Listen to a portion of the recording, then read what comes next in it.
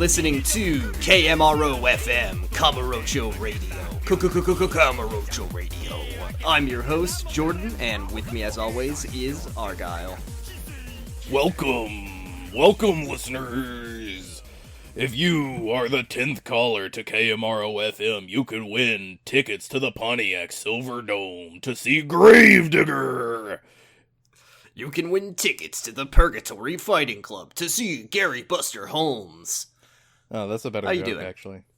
I'm doing all right. We are your Yakuza podcast. Yeah? Yeah, Had a we're busy the week only this Yakuza week? podcast. Anyone We're who the only... I'm not gonna say that on this one too. I mean, No. I've checked, there are I've been some, hoisted. but we're There is time and time again. There's way too many Yu-Gi-Oh podcasts, but I keep saying it. But I'm not gonna do it on this one. I'll tell you one thing. There's no other podcast about Kyle XY. Are there other Yakuza this podcasts? I think there was one, but it hasn't been updated in a while. And I don't think that they were doing. I don't think they were doing a full game playthrough or a full series playthrough like we're doing. So, Oh, yeah. interesting. I have made a discovery, but it's not time to talk about it yet. But I just need you to know. We're just going to throw this out front to entice the listeners. Well, I'm just telling you, yeah. And me, because I don't know what it is either. It's mainly just I want to fucking go right now, because I want to get to the thing I want to show you, but we need to get a ways into the episode to talk about it, so I'm just going to dive in. This is Chapter 8, The Scheme. The Scheme. So, this episode oh wait, do you have a Nishiki flashback at all? I was waiting. I wanted to interrupt you like I always do, but you See, interrupted I got yourself. it this time. Oh, kinda. You still almost started. You're getting better, though. I remembered, though. You're learning. Yeah, by the final episode, I'll be like, is there a Nishiki flashback? Except they stop. You're gonna keep doing it in Kiwami too, and then, well, by that point. But wait, there's a Nishiki flashback. Oh yes. Yeah. Yeah, there is a flashback. Matsushige comes into the office. He's got a paper bag. It's full of money. And he's like, "Hey, I got a whole bunch of money for you, boss. Right here. It's your lucky day. I got a lot of it from this shady doctor who owed a lot in gambling debts."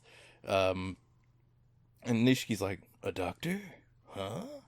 How much did you get?" And it turns out he got 30 million yen exactly from the doctor. Oh, fuck. This sucks for Nishiki. And Matsushige hands over the guy's business card, which he has for some reason. And it is of course the card for the doctor who wanted 30 mil from Nishiki to allegedly get his sister a new heart. Well, at least he got a refund. Yeah, great. So Nishiki does his like angry little waddle into the hospital. I don't. He's done this in a few cutscenes now where he's just like he's really mad and he's not running, but he is very angrily and stiffly walking. I love to see it. Nothing is more intimidating than a power walk. Yeah.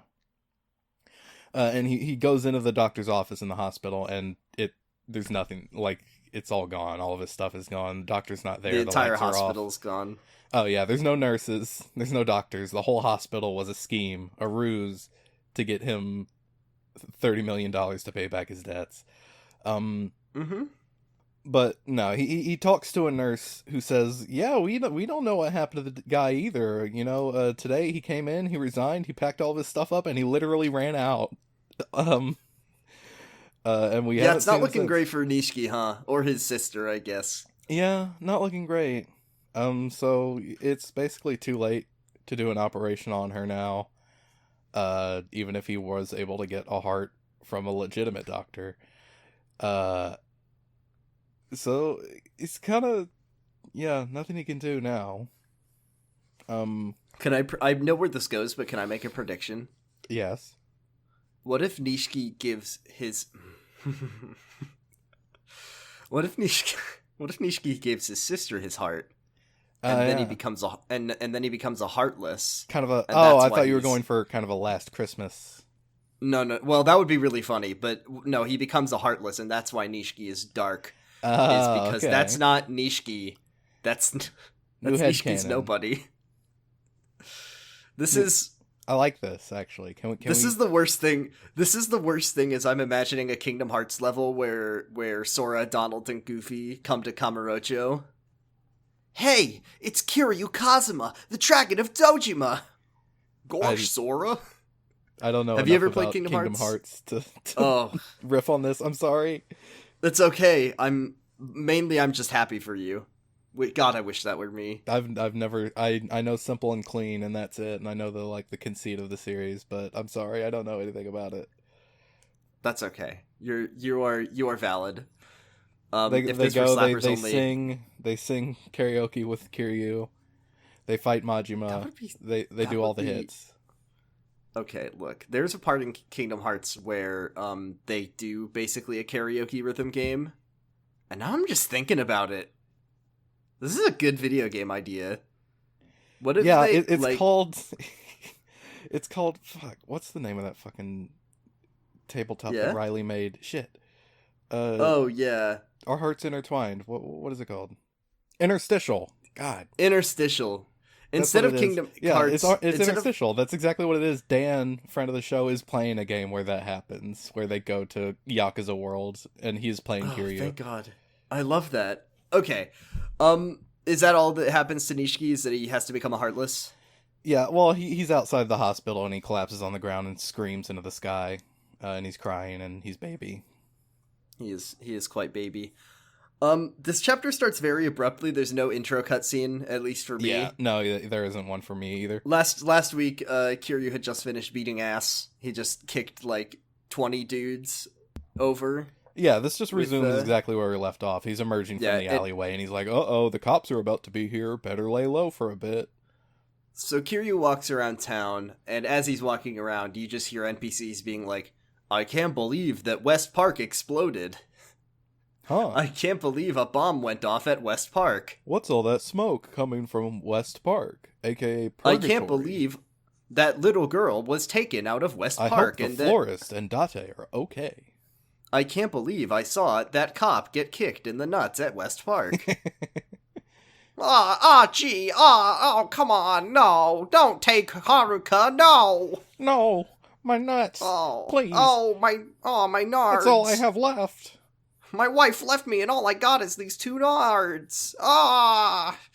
So we go to West Park. There has in fact been an explosion.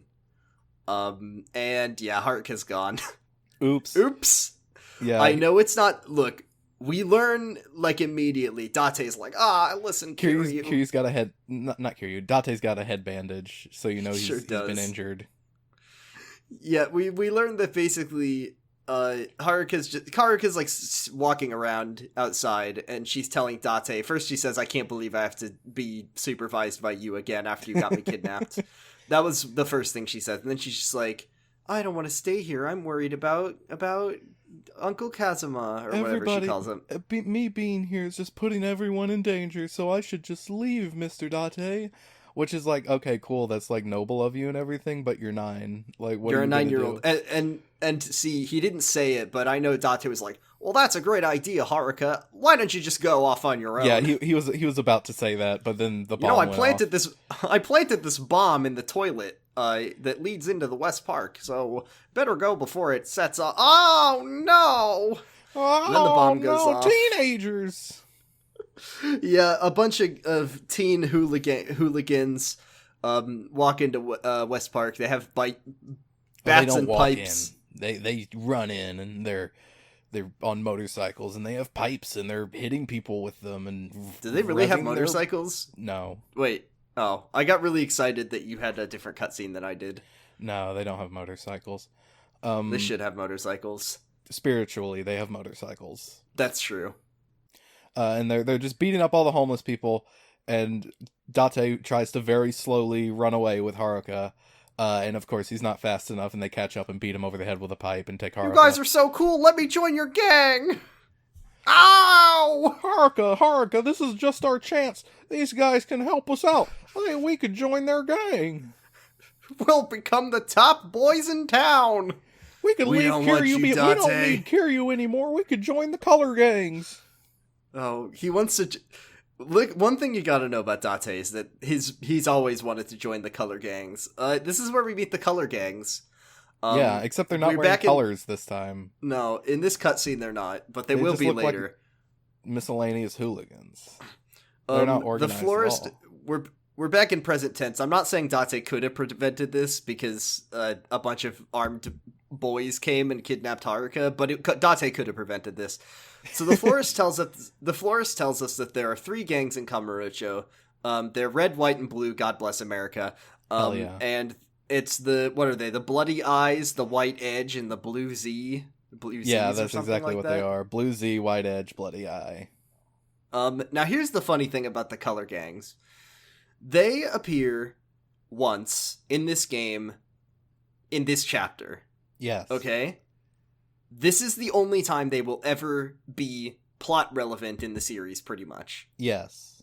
They continue to reference the Color Gangs, I think, in every game. Yeah, pretty much. You never, like, I don't think you ever, like, fight them again. I think there's a sub-story in a later game where you encounter some of the guys that you fight in this chapter, but, like, they're never... Do they fucking mention... I think they might mention the Color Gangs in Yakuza Like a Dragon. I know they mention them in 6. They definitely mention them, and they are apparently, like, some sort of, like, threat, because they're just, like, unorganized crime running rampant in the streets, but they're never... You never see them, ever. No. They just... Once again, if you are in Yakuza 1, you get to be around forever, and that extends to the Color Gangs. Yeah. Purgatory is not, like, working right now because of the bomb, so the florist can't tell us what happened to Haruka. That doesn't make any sense. It doesn't make any sense at all, and I also refuse to believe that a bomb set off across West Park would take out the electricity for Purgatory, which is, if you're looking on the map of Kamurocho, across the park, underground, and then even further in the opposite direction of where the bomb went off, but whatever, go off, King. Florist wants his gaming time. We have to respect that. Yeah, he actually has like he's playing World of Warcraft. He's got a raid coming up, so he can't dedicate all that RAM to the security cameras. Look, he needs Kiryu, to be the playing... new expansion just came out, and I don't play it all the time, but I gotta pick it up whenever the expansion comes out. Get my character. Mists of Pandaria just came out, Kiryu. You know, I get to play as a panda person, and they can do kung fu. Look, I love Mists of Pandaria. Look, one thing you gotta know about Chapter 8 is I love Mists of Pandaria because I love Chinese stereotypes, and it will be the only time that Chinese stereotypes are mentioned in this chapter. Oops. So now comes the part, because it is Yakuza Kiwami / 2005, where our time is wasted by the beautiful, wonderful game that we love. Jesus Christ. Entire chapters of just wasted time, just nothing happening. I can't wait for the next game. I'm very sick of this game. I mean, the plot, I'm excited for things that happen, but I've gotten to the point with 2005 where I'm like, all right, let's play Yakuza. Let's do we walk want to around spoil this something? city. What do you want to? Do we want to spoil something about Yakuza 2? Oh, yeah, I will. Yes, Argyle has very graciously for the holidays gifted me a sealed, pristine copy of Yakuza 2 for the PS2. So I will be playing that. Yes. That does mean, and I'm very sorry. Pour one out. I know you're crying. We're probably not going to be able to talk about either Cabaret Club or Majima Construction. So, oh shit! I didn't even think about that. I take it back. Give me my fucking gift back. I don't want it anymore. Give it back. We'll figure something out. I do want to cover this. Maybe I'll watch it on YouTube or something. Just watch it. It's fine. It wouldn't be the first time that one of us lied and watched something on YouTube instead of doing it themselves. You keep bringing that up as if you're mad at me about it, but in the episode you were like, "That's justified," and I think you're valid for doing it. I did. I'm not. That just rolls off my back. I don't give a shit what you say now. Can I ask you a question? What's up? Where were the color gangs for you? The Blue Z's were in Children's Park. Yeah, okay, let me tell you something that's gonna make you mad. What's up? You know how you enter Purgatory by entering a bathroom on Park Boulevard? They were literally right outside the bathroom. Oh, okay. They're just right there. Cool. I don't understand why they do this to you. Why did they make Kiwami We never left. tedious. We never left. I know. I mean, you can just take a taxi that goes like right next to Children's Park. It's not that far. That is very true. I think I've said this on the podcast. The taxis in the original game only take you to Tenkaichi, where like Serena and Stardust are. Nakamichi, which is right next to. No. They only take you to Nakamichi, where the Don Quixote is, and then I think it's the same 4 in Kiwami. Like there's only 4 locations. No, there's only 3 in this one. Park Boulevard, Nakamichi, and I can't. For some reason, my brain is drawing a blank. The one that runs parallel to Millennium Tower. In front or behind? Shichifuku. Okay, that's the street north of it. Yes. Yeah, there's like one next to West Park, one next to Children's Park, one at the south end of Nakamichi Street, and then I think there's a 4th one in Kiwami, but I don't know where it is. It might be on like Senryo Avenue or some shit. Yeah, so so you fight the Bluesies. They're like this is just you have to fight all the gangs. Yeah. I don't think that they tell you where they are in my game. They might. Did they tell you where they are in yours? Yeah, you just get objective markers. Or no. Okay. No, I don't think so. I think you have to like talk to people and they'll say. Yeah. I don't really remember. I just remembered where they were, so I just went there.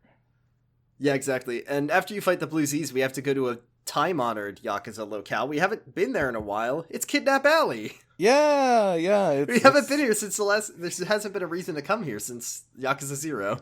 Yeah, there very seldom is unless you just want like a guaranteed random street fight. But I mean, hey, someone's been kidnapped, and Kiryu knows where to go. He goes right over. It's that one alley right by the Champion District. And since this is a plot moment, there's someone standing out front because now there are people there. Actually, what did this alleyway look like for you? Because in my game, there was like cars and couches in Kidnap Alley. Oh yeah, that shit was there in the cutscene at least. Yeah. It was there in the boss fight too. It might have been there in the boss fight. I just remember the cutscene. So the guy is standing there.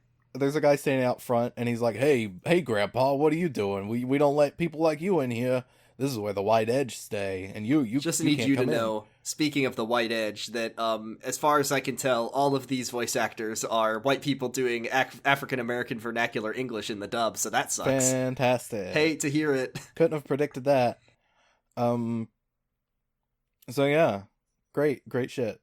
And then we smash cut to a cutscene of Kiryu dragging this dude into the alley by his face, and just throwing him at the leader of the White Edge. Nothing but respect for my dad, who is chilling on a couch with his ladies. He doesn't know. Kiryu's like, "What did you do with Haruka?" And then the White Edge guy is like in this chapter. Oh, he's so mad. The White Edge he's Lord. He's like I said last week, a lot of scenes of Kiryu just like abusing the various hooligans of Kamurocho. He does grab another guy by the face and throw him. Yeah, interesting that you say that. They call him the White Edge because he's just constantly cranking it and he'll never stop. And he says that the Bloody Eye told them, he's like, when the Bloody Eye does something, you just do it. And and you also have to fight the leader, which is kind of hard. He's kind of hard. Yeah, it's mainly just there's lots of guys. He's a little more difficult. There's a lot of guys here. You beat him up. It's no big deal. And then there is a cutscene. He's got the guy held up by his neck. And he's like, "Oh, where's Haruka? Where's the Bloody Eye or whatever?" And the dude tells you they hang out in Club Debula, where we have, of course, been before. Just very convenient. 2 chapters ago. It's a very good place for a boss fight, to be honest. There's like 5 locations in this game. Yeah, it is what Not it is. Not even. Kiryu knows about 4 places: Serena, Stardust, Club Debula, and West Park / Purgatory, and those are the only places that Kiryu knows about. He'll learn about one more place before the end of the game, but beyond that, So Kiryu goes down to Club Debula, or Debra in my game. The Bloody Eye are there. You first have to fight some guys in the upstairs area where you fought. It's literally one guy in Kiwami. It's only one guy? I mean, it was an it's easy just, as fuck fight, but it was like 4 guys for me. Oh, it's just like one guy. He's just standing there, and you're like, "Hey, are you the leader of the Bloody Eye?" And he says, no. Where's Haruka? And he says, I'm not going to tell you. And then you beat him up, and he says, oh, well, the leaders are downstairs, actually. So then you get a cutscene of Kiryu going downstairs. Oh, they make you... I'm fucking cackling. This is some sicko shit. They make you walk downstairs in my game. Oh. Couldn't trust you to do that. Yeah.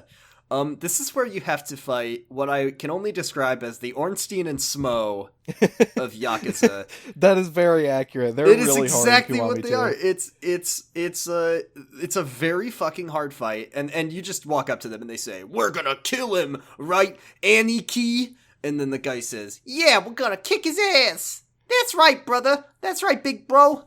Yeah, and Kiryu says, "I suggest you hand over Haruka, or I could always massacre all of you." And then you have to fight the Akai brothers.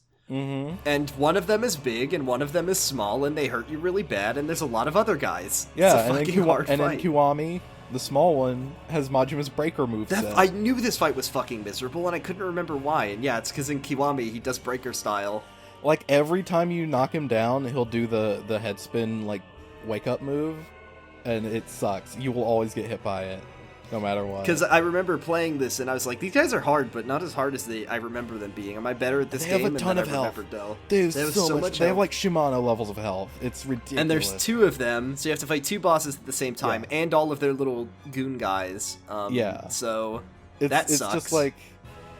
It's really just a blessing that, like, Yakuza doesn't have, like, bosses that can call in more goons. Mm-hmm. On a whim. Not until 7. Yeah.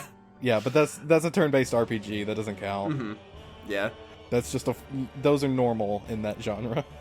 It's a very frustrating fight, and I think my least favorite part is when you dispatch one of the Akai brothers, the other grows to be 10 feet tall. Yeah, he gets 10 feet tall. He has electricity powers now. Oh, or wait, no. He already had electricity powers. Yeah. Now he's 10 feet tall, and he has a butt stomp move. That's the difference. Mm-hmm. It's very frustrating. But it is good that Kiryu can summon Solaire beforehand. Yeah, you can summon Solaire, but he's on the stairs, like, up and to the left, and if you don't want him to get, like, killed by the giants that are in that room before the fog door, you kind of have to kill them first, but that's really kind of a test of patience, and good luck doing that without getting hit a bunch. I'm really smiling at the mental image of Kiryu passing through the fog wall. Like he passes through the fog wall, and then you're on the dance floor. He does it in the same way that he, like, busted through that door in chapter 6. No, but, like, think about this really powerful, really wonderful image. Ornstein's standing in front of the fog wall, and he kicks through it. Yeah! Kiryu, like, walking through the fog wall, and on the other side is just the dance floor for Club Deborah. It's really fucking funny. That'd be pretty good. This is good shit. So Kiryu beats Ornstein and Smo, the Akai brothers. He bashes the little ones. Just a second. Oh, yeah? Yeah? Can you put the Ornstein and Smo music over Oh, that's a great idea. Of course. He grabs Smo or Ornstein's head, Ornstein Akai, and smashes it on the fucking, like, DJ mixing table. Yeah. And he's just like, "Tell me where Haruka is." And then he says, Look, we just listen to who pays us. We're hired grunts. I don't know why. Oh, it's me, Kiryu. He pulls off his mask. It's me, Date. Look, I didn't mean to get into this deep. Kiryu, I'm gonna need a lot of peanut butter for all this. You better. Oh. Okay, no, but he isn't Date. Date never fucks up that bad. Yet. And he says, we just listen to those who hire us. And Kiryu's like, "Who hired you? Who hired you?" The Lao Ka Long with the snake flower triad. And then Kiryu says, "Oh my god, it's Lao Ka Long of the snake flower triad, who I've known my entire life!" And then we get a flashback to 12 years ago. Hey, this part's gross. This part's pretty gross. Content Kiryu warning? Content warning, torture, but I'm not going to describe it in tons of detail, but we just get this long scene of Kiryu getting tortured, and he's, like, hung up by his arms from, like, chains. And I don't quite understand what the dispute is here. Hmm? I don't quite understand why they did this. Oh yeah, it's something to do with fake passports and 20 million yen. Yeah, and that's all I understood. But I didn't know 2 like years before who was selling the fake passports, who was paying 20 million yen, what was. Yeah, whatever. They captured Kiryu and they tied him up and tortured him. This is what will happen in Yakuza 0 2. It will be all about the Snake Flower Triad. That'd be pretty cool. Now remember the guy. What was the guy's name in Yakuza 0, who's the Frankenstein Monster Mash guy?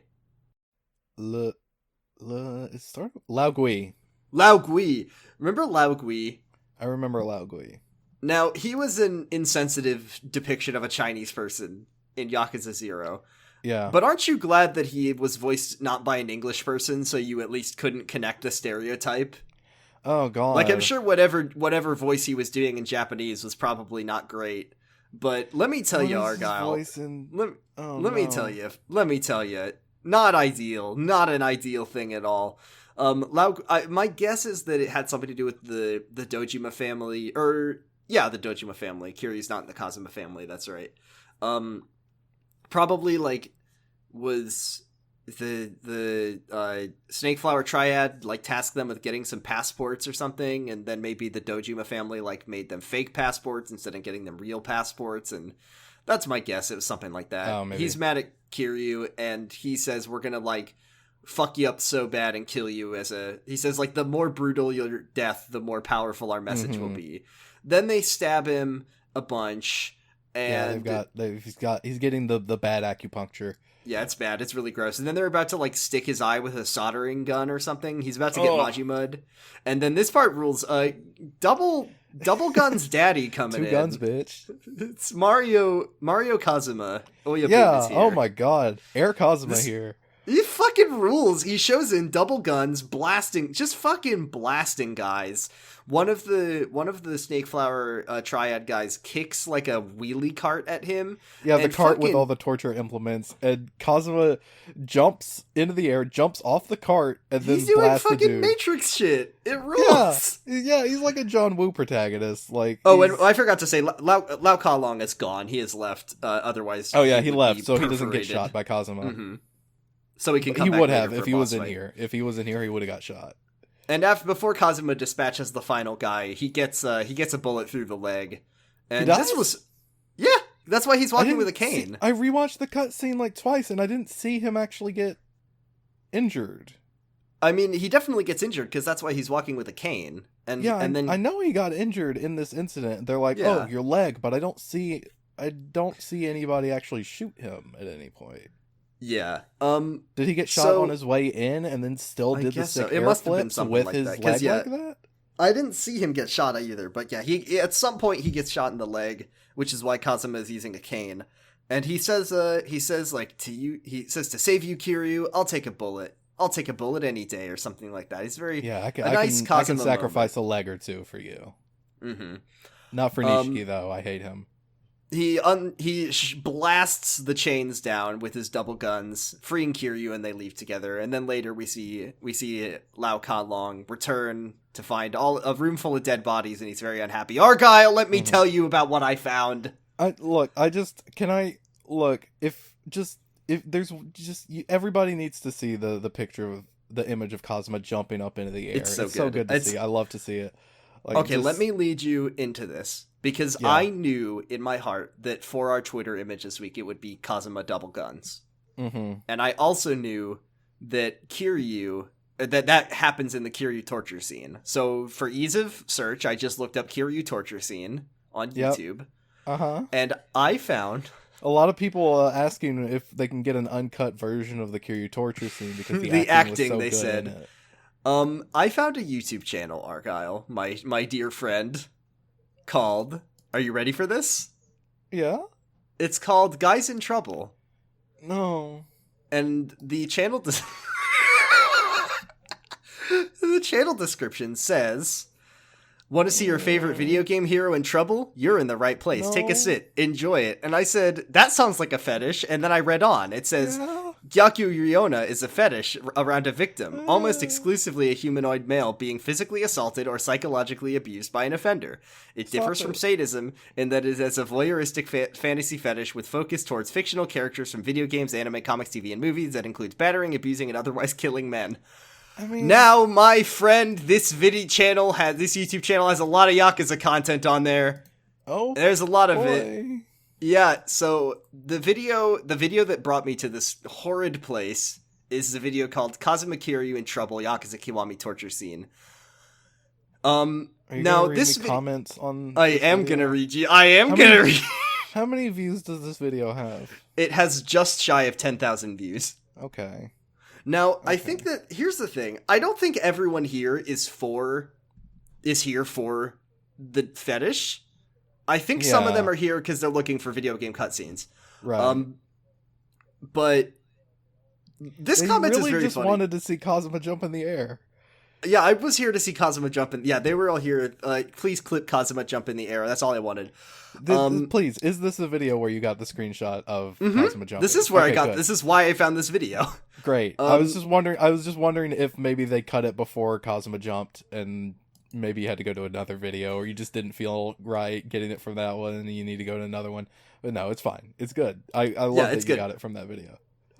This comment is from Dupus, and this is the least. This is the most normal of the comments. It says, "Wait, this is the same guy nearly beat Shibusawa to death and beat Kuze like 12 times, and this is 5 years after Yakuza 0? What happened to Kiryu?" So Dupus does not know what is happening here. At the beginning of the cutscene, they say, "Yes, we drugged your drink." Like that's true.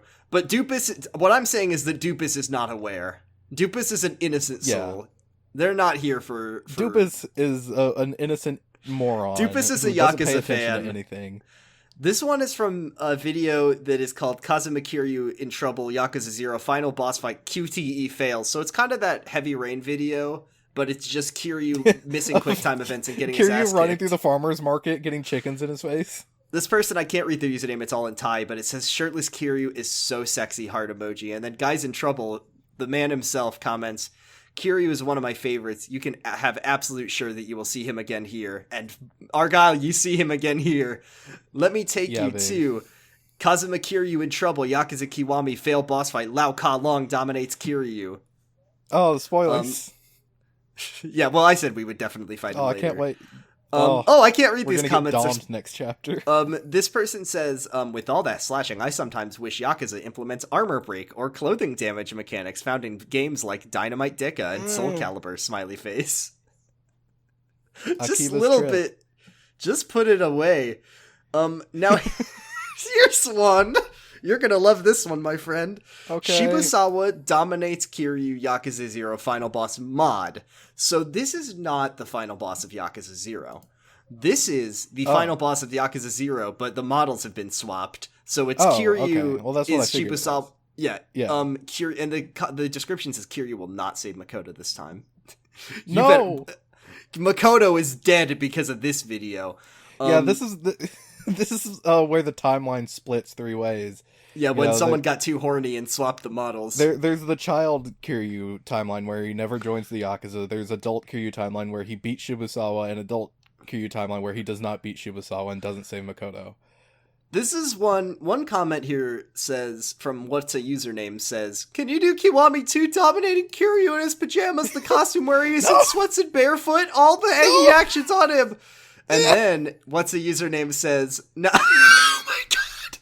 That comment was from 9 years ago, Argyle. Oh my god. Then 2 years ago, what's a username says, "Please do Barefoot Kiryu versus Barefoot Kiryu match with tons of face stopping." And then Guys in Trouble, the legend says, "Sorry, I don't have this mod." I'm sorry. And then what's a username says, "Please make Kiryu barefoot." I'm not a fan of the series anymore. I'm stopping. I can't do this podcast Could anymore. I interest you in this request that says, "Could you replace Kiryu model with Jennifer the catfight girl? I need it for research purposes." Okay, this is now going to be a Red Dead Redemption podcast. We're not talking about Yakuza anymore. All right, we're going to call this one The Big Crunch, and we're going to talk about Red Dead Redemption. Here, this is my last video that I will tell you about. Remember Yoneda? Really think hard on this one. Do you remember Yoneda? Is he the guy who we fought in the Millennium Tower? He's the guy who, well, first of all, he's the guy who killed Tachibana, but he's also the guy that Kiryu threw out a window. That guy. This video is called Yoneda Dominates Kiryu. It's another mod swap. Let's see. Okay, no, look. All right, look. All the other ones, people who were on, somewhat equal footing with Kiryu. This guy is an absolute buffoon. Could never beat anyone in a fight. I hate this. Don't get this out of here. Well, here's one from friend of the show, What's a Username, who says, can you do Katsuragi beating the ever-loving shit out of the character model Fists of God or another barefoot character? If it can be Barefoot Kiryu, that'd be even better. And then, this one is from Marcus Flint, and I don't think our friend Marcus was maybe aware of the sort of purpose of this video. Marcus says, have you hacked the game and reversed their roles? I noticed that you were playing as Yoneda being harassed by Kiryu when it was supposed to be the other way around. Also, Yoneda's health bar is still at the bottom of the screen and its health is reduced every time Kiryu is hit. If you actually have done it, could you please repeat the final fight between Kiryu and the final boss of Yakuza 0? Oh, no, Marcus is totally in on this.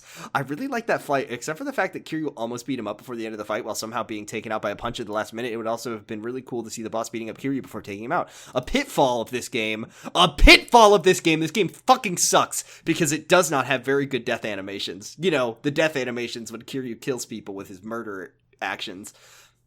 Just a screen of blood. They mean when you get killed. They want Kiryu to get his head ripped off in fucking... Yeah, it's like The Last of Us when one of the big guys rips your jaw open. They want to see that. Shibusawa bite Kiryu's neck. Just a screen of blood, but if you can reverse the roles, you can claim the victory animations for the villains. Pink Koo says Kiryu is small in this game. And then, What's a Username? Friend of the show says, can you get them to be barefoot too? And then one more, Shin Jonijin says, can you do Reina dominating Nishikiyama? Oh my god. One more thing and then we'll move on. I'm gonna turn my white noise all the way up and stop listening to you. I looked up Guys in Trouble on the internet because I figured this might be a sort of big concept. And it is... multimedia project. I just need you to know that there is a Guys in Trouble IMDb that categorizes every scene of a guy being in trouble. Okay. They are not from chronological releases. So the most recent post is from yesterday and it's for Magnum PI, Luther Gillis, File 521. The post before that was from the 5th, and it was from the movie Renegade: The Pipeline. Anyways, and the last thing I want to tell you about Guys in Trouble, which it's the same thing but for movies, is that it is all made by one guy and it's been going since 1998, I think, and the website looks like it's from 1998. So that's all I have to tell you about this beautiful internet discovery, and I hope you enjoy it. And I hope that you go with this information feeling more happy and healthy moving into 2021. I feel horrible. Do you think you can make Kiryu barefoot? Please? No. Never. Please? No. Get out of my house. What are you doing here? Excuse me, Argyle. I just need you to mod Yakuza 0 so... I mean, hey, here's the thing, is that when Kiryu is in the fighting arena, he is barefoot, and he does stomp on people's faces, so I don't understand what this person... you can do that anytime you want. This is my way of getting people on board with the series. Look, it's a great game. It's my favorite video game series of all time, and Kiryu stomps on a guy's face barefoot, so that's how you know it's good. So that's it. That's what I wanted to share with you. I didn't like the arena in Kiwami 2 as much because he's wearing shoes in it. Mm-hmm. Excuse me, could you please take the shoes off, Sega? So that's it. I like being able to grind a guy's face against the electric fence, but he's wearing shoes. That's Guys in Trouble. I'll never be able to stop thinking about it. Can you make a custom heat action where he uses his bare feet on the electric fence and he just shocks himself just a little bit? The game selection for Guys in Trouble is incredible. It's like fucking Street Fighter. I think Devil May Cry might be in there. Last of Us, Uncharted. It's like every kind of video game is represented. Yeah. Red Dead Redemption. Guys in Trouble. Yeah, no, this isn't a Red Dead Redemption podcast either, because that would also be in that channel. Shit, I need to find something without any Guys in Trouble. Darth Vader cuts off Luke's hand in Lego Star Wars. The show is canceled until I find a piece of media without Guys in Trouble. Well, you have to find a piece of media without any guys. Yeah. Everything's got guys. It's kind of a dudes rock world. Wow. This says a lot about society. Staring off into the middle distance. It's a dudes rock world. So Kazuma has saved Kiryu, and Kiryu has snapped out of his. He's been thinking no longer about in trouble, and he will never he's not be in trouble again. Kiryu is not in trouble. Take that, you fucking creep. I guess the title of this episode kind of has to be Guys in Trouble, huh? It unfortunately has to be Guys in Trouble, doesn't it? That saves me a lot of stress. Kiryu realizes that Lao has taken Haruka, that he's gonna have to go and fight Lao Kalong. And then Date calls and he says, you found Haruka, Kiryu? Kiryu, did you fix my mistake yet? Oh boy, meet me up at Purgatory. I gotta make you walk all the way over here. Yeah, and so you walk all the way over there. Oh, they also say that Lao Kalong took Haruka to Chinatown. Right. Right. Yeah. So that was it. And so we have to go all the way back to West Park, get into like 4 street fights on the way, which have loading screens in this game. And then we get to Date, and Date is, he's there being useless as always, and he says, Kiryu, what happened? And Kiryu says, Haruka's been taken to Chinatown at Yokohama. And that was when I said, Yokohama. Yeah, we go, hey, the first Yakuza Like a Dragon is not the first time that we visited Ijincho, I guess, because they go there in this game. Well, not necessarily Ijincho. Yeah, Yokohama is famous for its Chinatown. This is where they are going. It is the famous Yokohama Chinatown. I guess there could just be the one. No, I'm telling you that it's just like one of the big famous things about Yokohama is Chinatown. Well, yeah, I'm aware of that, but I didn't. I figured maybe it'd be bigger and it would cross over from Ijincho. No, I think they didn't know it then, but retroactively, Kiryu. Yeah, retroactively, this is Ijincho. Yeah, that's fine. Good.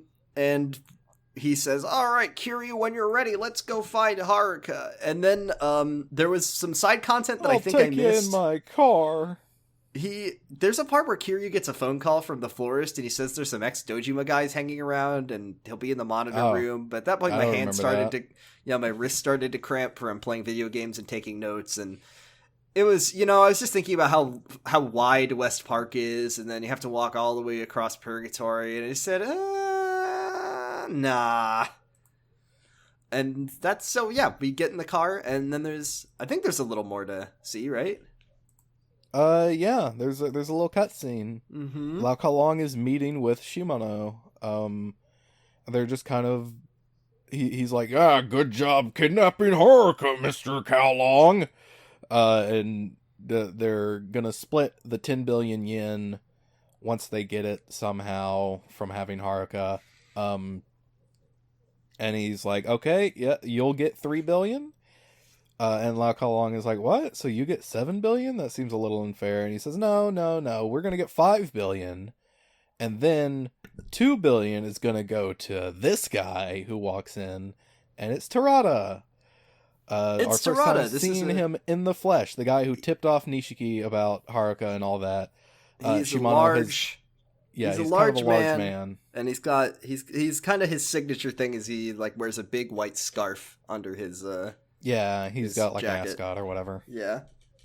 Looking great. And he's from the Omi Alliance.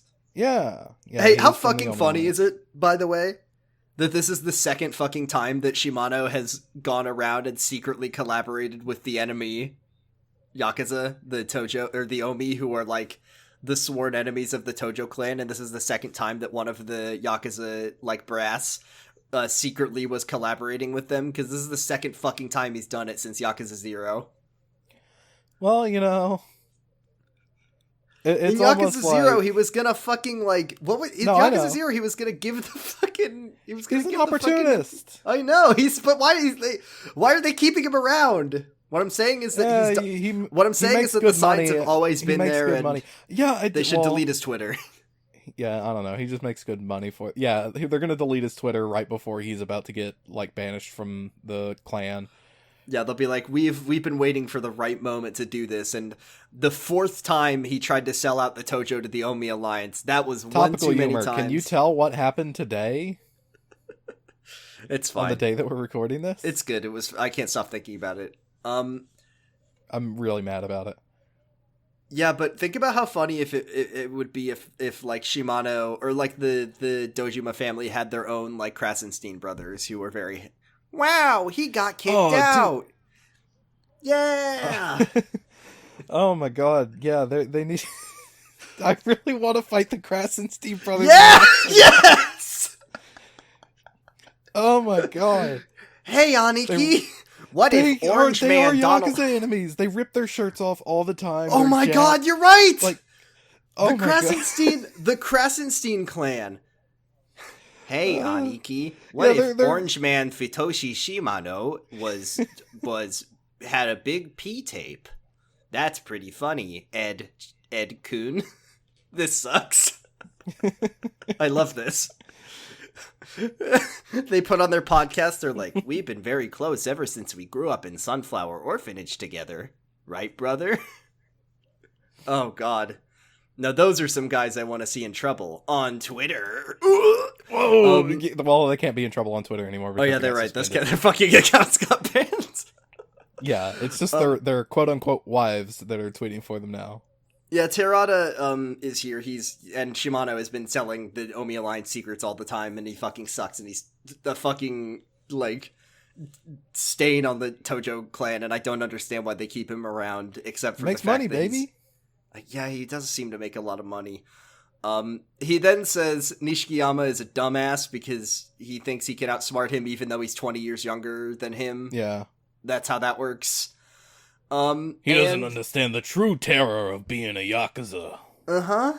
And then this is the part when the chapter ended, but the game didn't let me save, so I had to play half of chapter 9. This is a very strange thing to find out, because there was a save point in my game. Yeah, they just plumb forgot to put it in. Now here's the thing. Next chapter, the episode is going to be 20 minutes long. Yeah, well, it's only 50 minutes long right now, so, I mean, this one's pretty short, too. Yeah, and that's why I was asking if you were sure if you wanted to, not do them both this week. Yeah, it's because otherwise, I don't know. I didn't really. Once again, my arms were falling off from video gaming. That's fine. That'll help us catch up. We could just make So next episode because we're kind of recording this one a bit late. Next episode will be astonishingly short. Maybe we'll find something fun to talk about that isn't Yakuza. In the meantime, I don't know. That would be good. We'll just find some more guys in trouble. Make this an impromptu extra credit episode. We'll do an entire episode about Yakuza Black Panther or whatever it's called, the game that I forgot existed. The PSP game. The PSP game. We'll just play the entire Both thing of and talk them. about that. Both of them. Okay, can I tell you something? Disrespect to the PSP, I'm pretty sure it's a console that is quite well regarded. If a game is on the PSP, to me, it does not exist. Yeah. It's not a real video game. When I think about what was Peace Walker, or was it Portable Ops that was on the PSP? Both of them. Both of them. Yeah, Metal Gear Peace Walker was not a real video game until they put it on the Xbox. Yeah, until they released it with the HD collection, I could play with Yakuza Black Panther. We will never talk about it on this podcast because it's not a real video game because it's on the PSP. And it wasn't released in English either, so... Yeah, that's true. I've heard that there's a fan translation that someone's been working on, so shout out to those guys. Yeah. We respect fan translators here. God, we're gonna have to figure out something for all those side games that haven't been translated. I don't know, maybe we should get some special guest that has played them. It's called Prayer. It's called every day I go to sleep and I dream, I try to self-actualize. I dream of playing Yakuza Ishin. I put Yakuza Ishin on Kenzan on my vision board, and I look at it and I weep and I say, Scott Strichard, please. I know it's not your job, but please. do this for me. I'll message. I think that he specifically tells you not to message him about it on Twitter. So that's fair. He's like Hideki Kamiya. He'll ban you if you mention Genzan and Ishin. Do not talk to me about Yakuza Ishin or Kenzan. It is not my job. I have nothing to do with it. I will block you. I don't make decisions about it. Do send me your sexy cosplays of Kiryu with no shoes on. Please send me a picture of guys in trouble. This is very mean to the great Yakuza localization director. Thank you. Who has done nothing but a good job and cares about this series so much. That's the episode this week. That's our chapter. Next week is going to be chapter 9. It's called The Rescue. Oh, great. It's called The Rescue. I've already played half of it. It took me about 1 minute. And fantastic. you get something extra in your chapter that I can't wait to talk about. But yeah, that's it. Let's go to the Twitter. Give me a second. We have a Twitter. It is twitter.com/Kamurocho Radio. We make a post every week before the chapter, except for last week when I forgot. Oops. And you can leave your questions for us to answer on the podcast. We have 2 this week. One is from Dan. It's Mike_Dawson, friend of the show. It says, Dan. How much care does Kazuma put into his guns? Are they disposable, or do you think he maintains them and has named them? I think definitely the latter. 2 guns, Kiryu, Nishiki. I think he still owns the 2 guns that he had in this cutscene where we saw him. Like, he still has them, he keeps them around, he cleans them, polishes them, he has, like, special engravings on them. Uh-huh. He's got 2 of it's 2 of the pistols that Big Boss got in Metal Gear Solid 3, Ooh. and he can do the whole cutscene from memory, but he's got 2 guns. The one on the right is called Democrats, and the one on the left is called Republicans. Yeah, it's Tojo and Omi is the 2 guns. They're Ed and Brian. Bang, bang, bang, bang. Ed and Brian, like the Krasden scenes. We were talking about them on this fucking episode. Jesus, yeah, that's their names, right? That is their names. You just think of them as... I was like, is that the name of the South Park guys? The Mortal Kombat guys? There's a lot of just... Yeah, Krasensteins. That's who that is. Yeah, the Krasensteins.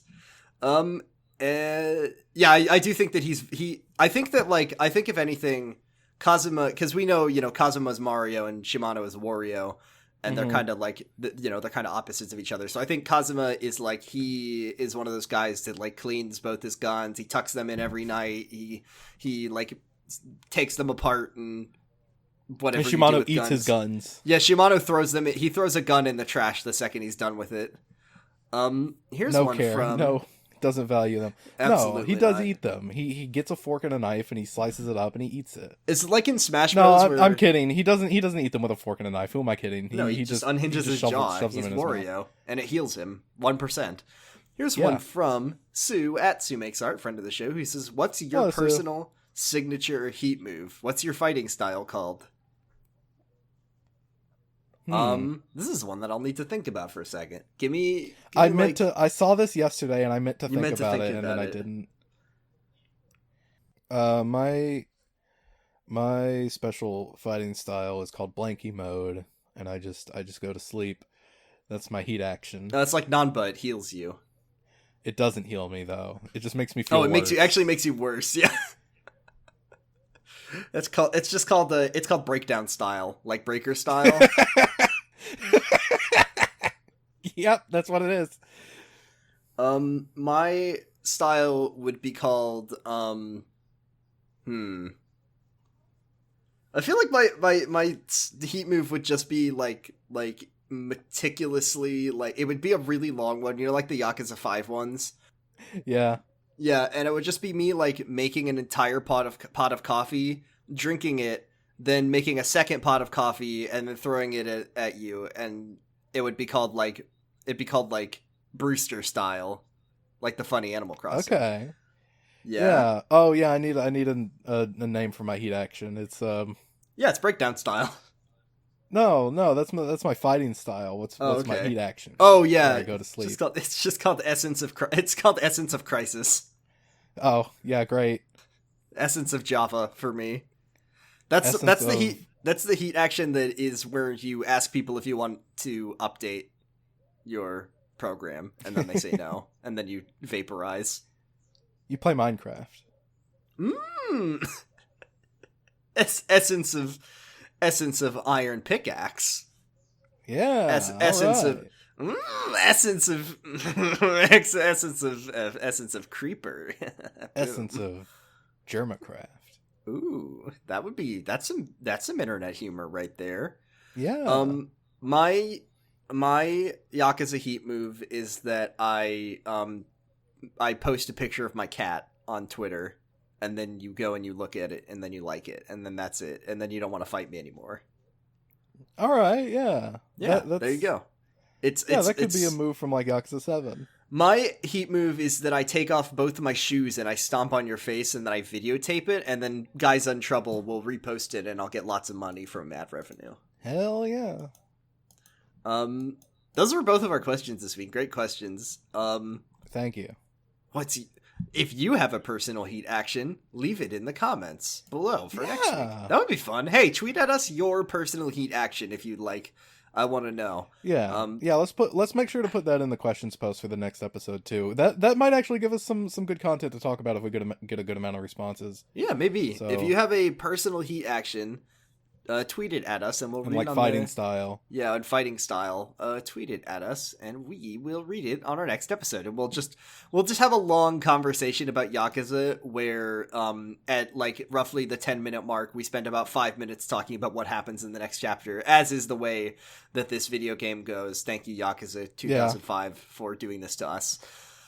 That is our show for the week. Thank you all very much for listening. You can find all of our episodes at yakuzapod.com. You can find me on Twitter at Bradipusrex. You can find me on Twitter at Argyle_Funk. You can also listen to my Yu-Gi-Oh! Podcast. It is about Yu-Gi-Oh! We watch Yu-Gi-Oh! GX and then talk about it.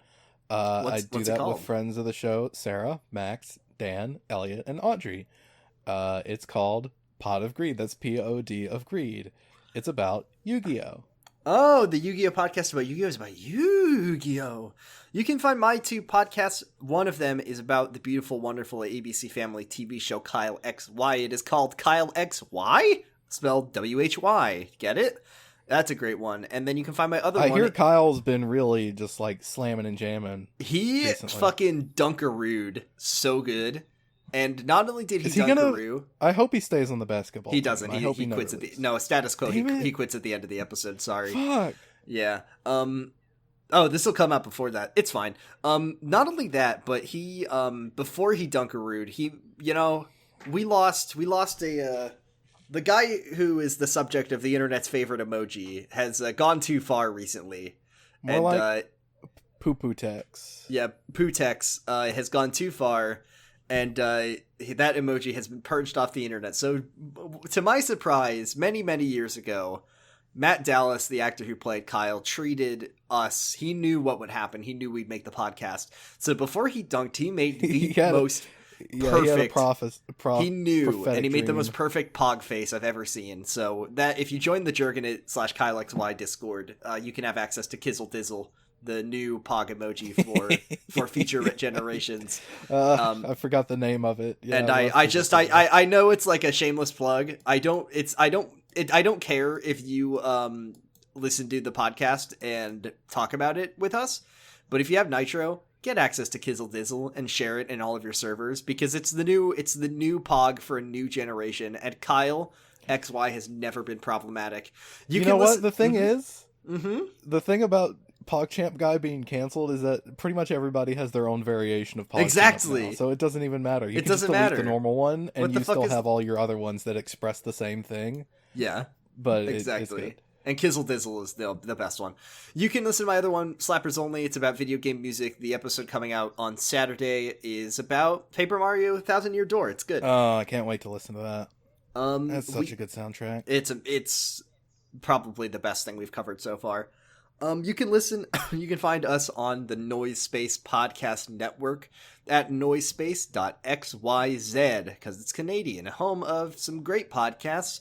I really enjoy podcasting as Forbidden in the Cloud Recesses, and also Nana Roy's Night Marinara, both made by our good friend Roy.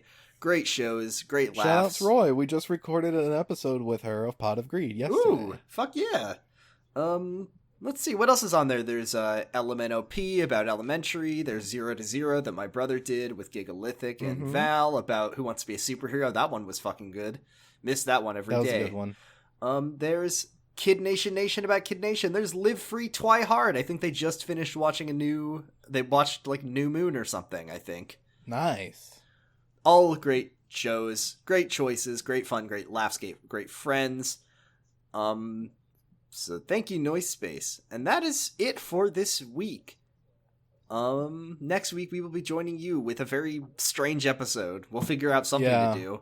Yeah, we'll do something. I'll force you to do another fucking Mad Lib. I know how much you love that. Maybe we could just you think maybe Cyrix could come on? We could just talk with him for a bit. Maybe. I don't know. We'll figure it out. We'll have an offline chat at some point. Yeah, we'll do this off mic. We'll see you next week. Chapter 9, The Rescue, and as always, Kiwami means extreme. Bye-bye. そうトゥーナ今夜もまたトゥーナため息つく一人きりじゃ上がけない思い